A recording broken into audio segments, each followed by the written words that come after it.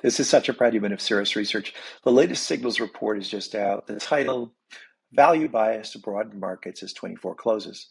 This case is made in a couple of different ways. One, we continue to see a strong AI spending pattern. So that's basically been driving a narrow growth leadership. At the same time, we continue to see an industrials run coupled now with more of a financial sector run.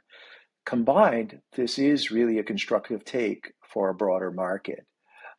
If you look at our asset allocation model, this is simply between stocks and bonds.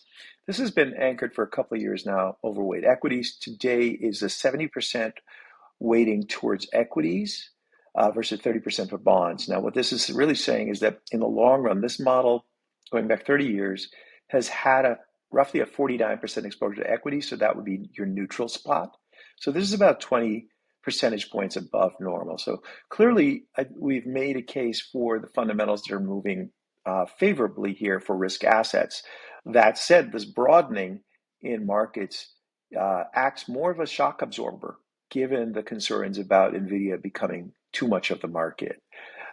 This is a look also tactically at the polarization measure, which kind of takes this another level to say, hey, if leadership is narrow, what's the multiple of the leadership basket? And what you'll notice here is that the boundary between, let's say, a crowded market and not a crowded market is a 60% reading, meaning when that basket of leadership stocks is selling above 60% premium to market, that's really when you have a problem.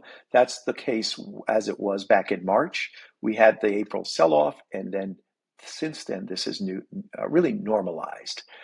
So the bottom line here is that the trending basket is a lot more diverse. Taking a closer look at it, whether you're looking at large cap or small caps, notice the financial sector allocation and the industrial sector allocation. Those are allowing leadership to balance out from the still a sizable 30% exposure. If you look over to small cap land, very different story.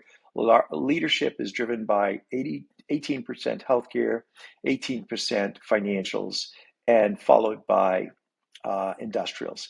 So this is quite a different look in terms of leadership, but this is the stuff that allows for, if you were to get an exogenous shock on some of the key leadership stocks, this would tell us that the market would be better balanced for the ripple effects of that sell-off. With any questions, feel free to reach out to us. Thank you.